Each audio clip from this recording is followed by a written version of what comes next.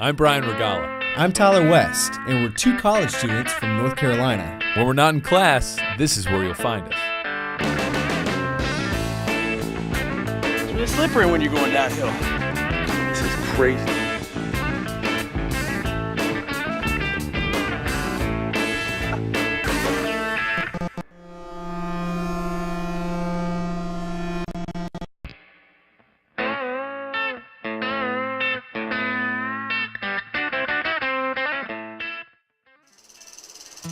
That sounds like bacon cooking that.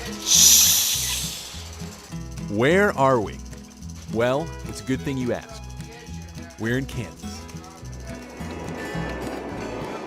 This is the first leg of what we call our Great American Road Trip. And how did we find a vat of writhing rattlesnakes in Kansas? With a little Googling, you can find anything. Ooh, this guy. He's got a jackalope. Now the reason these guys are white, they're going to start shedding their skin in a week, and then they will be really, really pretty. The big ones are diamondbacks, the little ones are prairie rattlers, and they cannot jump 4 feet straight up. This is Larry Farmer. He owns the Prairie Dog Village here in Oakley, Kansas. And rattlesnakes aren't the only animals he cares for. Look at that. What is it? 2 prairie dogs. Over the years, Larry has collected everything from giant rabbits to 5-legged cows. It's got a leg. Unless it's growing that up. thing. What? No, I see something definitely coming out of the back of it. But the biggest reason to visit Larry's Prairie Dog Village is the world's largest prairie dog.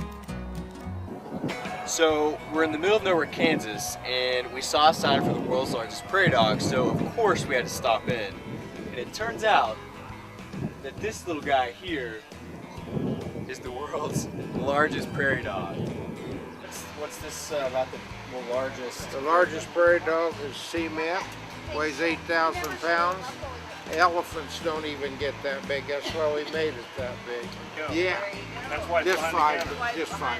Don't worry about it. There you go. Thank you. Thank you. Larry Farmer is one of those people who make road trips memorable. Honestly, talking with him is well worth the $7 admission. That's 8.5 foot of snake, and he missed the world's record by 1.5 feet. Brian and I really didn't want to leave Oakland, Kansas. But what we didn't know was that our next great adventure was just around the corner.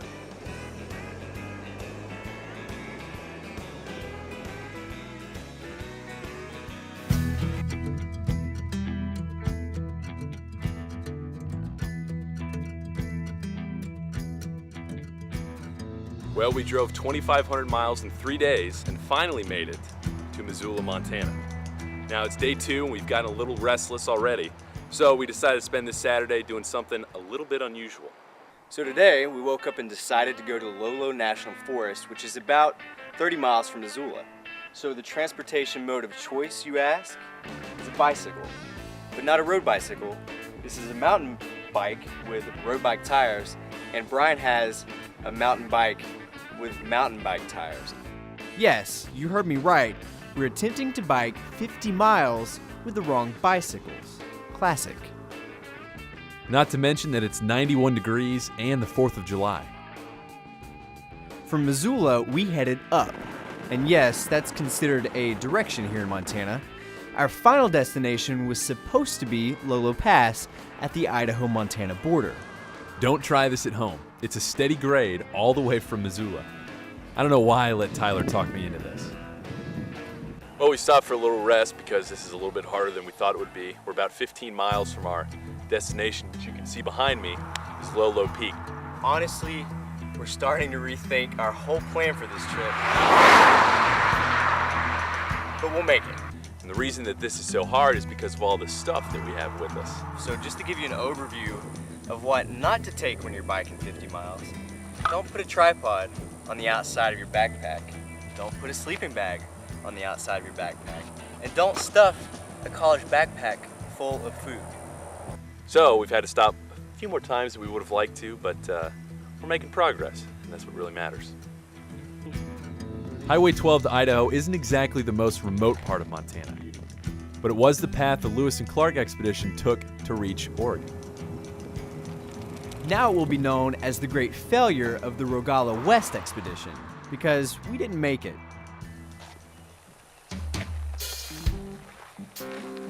We stopped near the headwaters of the Columbia River to cool off, and that's where we stayed.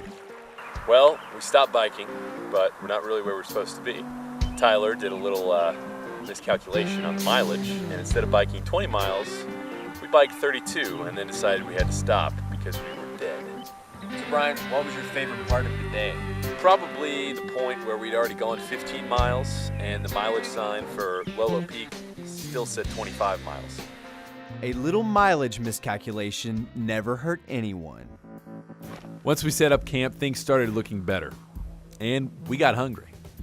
Our backcountry specialty is macaroni. We've got macaroni and cheese, which both of us are thoroughly looking forward to. But we also have ramen noodles. So I don't think we'll go to bed hungry, we just won't go to bed full.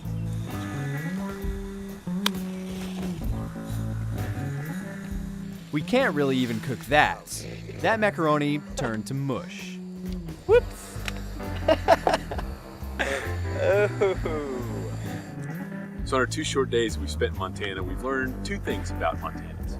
Number 1 is that they're all really nice. Number 2, well, I don't know what that is. But, for instance, we showed up at this campground. We obviously look like we're not from here or something because people have come over to split wood for us a few minutes ago, and now we've got some fire starter from a nice gentleman over there. After we ate, we were already thinking about going to bed. It had been a long day, especially for me. So we brought these hammocks today with us because they're a lot lighter than taking a tent, and we didn't really have room for a tent. So they're kind of nice. You don't have to sleep on the ground, and they compact pretty small. So it's a good thing to have when you're trying to go ultralight or bike or kayak or something like that. You left out one thing. What's that? You forgot to mention that my hammock has neither a rain tarp or a mosquito net. So if it rains tonight, it's gonna be bad news. And if the mosquitoes show up, which they pretty much already have, it's gonna be painful. So I'm really looking forward to that. Mosquitoes or not, sitting beside a campfire in the Bitterroots is priceless.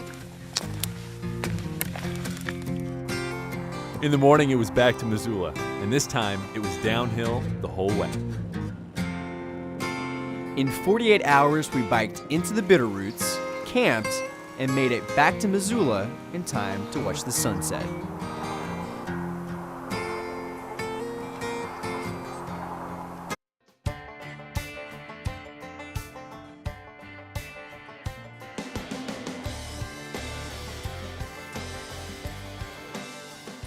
The drive through the Colorado Rockies rivaled everything we'd seen in the last 7,000 miles. And so did Silverton, Colorado. It's just really cool. This is like a classic Rocky Mountain ski town. This is the epitome of a Colorado mountain town, so I think we should definitely stay here tonight. Silverton looks like a pretty cool place.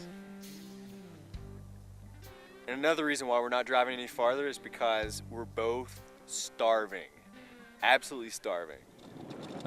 What Tyler didn't know was that he wasn't going to be eating anytime soon. This one was my fault, and I take full responsibility. Bryan and I decided to make a little bet on whether I had the guts to sleep in an abandoned miner shack. The only thing that I need, I've got long socks, boots, a thermal layer under these pants, a thermal layer under my jacket. We managed to find an abandoned miners camp at 11,000 feet, and that's where Tyler decided to stay for the night. He's stubborn, but he did win the bet. Think of how eerie a conversation this will be right here. People watch this, and this is the last tape. Are you trying to scare me and not stand? It's fine. People camp up here all the time. I'm not worried about it. All right. I admit, this was not my smartest moment. Tell that to Jack the Miner when he comes looking for you tonight. Jack the Miner. I think you're above 10,000 feet. 11,000, 12. Let's put it this way, we're almost at the top, and the bottom at the town of Silverton was 7. It was 9, actually. Oh. You're definitely Even above 10, worse. buddy. Good luck. You don't have a phone or anything. You're all by yourself. Just remember that. And there I was, all alone on a mountainside somewhere in Colorado. You know what? There's nothing to be worried about out here. People camp by themselves all the time. I just happen to have the luxury of camping in a cabin that hundreds of people have camped in, I'm sure. I don't know about hundreds of people, but the cabin did have a few amenities. Somebody left some charcoal lighter fluid, which I'm sure will come in handy. Somebody left some cups, matches, a light that doesn't work, I already tried. The most disappointing part about this cabin by far is the stove. It looks like somebody just tried to put a new pipe in because they scraped off the labels, but they haven't gone all the way to the top. So if I lit that, I'd be smoked out tonight. It was getting cold. Now that I had established that I couldn't have a fire in the stove, I took operations outside. I gathered enough firewood for the night and started the fire. The fire served two purposes: warmth and food. Although Brian's not here, I've got to give him credit because I'm using most of his gear. And a little thing that you need when you bring the cook stove is cook fuel. Didn't have it. But I have a fire, and I found an old pot in the cabin. And that's what I'm cooking my rice on tonight. I'm sure it will be good. That rice was pretty good. And I wasn't the only one who was hungry. There he goes. Come here. Look at that thing. Ah, crap. You can't see him. A huge, like 25-pound porcupine just crawled out of my cabin. I finally convinced myself that the porcupine wasn't going to eat me, and I forced myself to sleep. I was so glad to see the sunrise. So I made it through the night here in this creepy old miner's cabin somewhere in Colorado. And the good thing about the night was I didn't have to use this broom to beat away the porcupine. However, I did hear him chewing on something outside all night long. I packed up my sleeping bag and took a last look at the area. In the daylight, I could see dozens of these miner shacks. And that's what makes the San Juan Mountains so special. Although sleeping in that cabin was the coolest thing I'd ever done, I was ready to see the Jeep again. So I see Brian over there. He showed up right on time, which is good. I didn't really want to stay up here any longer than I had to. All right, so I'm sure you're all wondering why I chose not to stay up here in the old miners' camp last night. The truth is, I had no desire to stay in an old, rundown miner shack. Not gonna lie. So 45 degrees. Let's say it got below freezing last night. What is the elevation, do you know? 11,334 feet. I like it. 11,334 feet. A monster, hugely obese porcupine, and freezing temperatures. I would like to point out that once Brian saw I was unscathed, he wanted his gear back. All right, cook stove, Check. Leatherman, Check. hand warmers, check, and my passport. Uh-huh. I didn't bring cooking fuel, but But you got your passport. I have my passport and some Canadian money. Man, you are always prepared. I'm also always up for another adventure. And in this case, that was exploring the mine shaft itself. All right, so after I picked Tyler up, we decided to come up here and check out the old mine shaft. And it's pretty crazy. So, there, the old mine shaft. It's locked off. Otherwise, we'd probably rappel down into it. So we can't really see how deep this thing is. And drop this rock down in there, and inevitably there's water down in the bottom.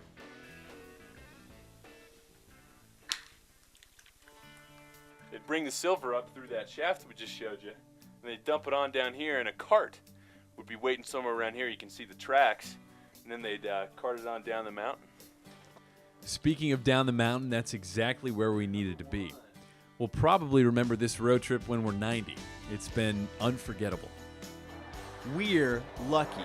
Not many people can say they've lived in Montana, hiked the Rockies, camped in a miner shack, and driven 10,000 miles all in one summer. But we did it. Barely. And the beauty is, we never had any clue what we were doing.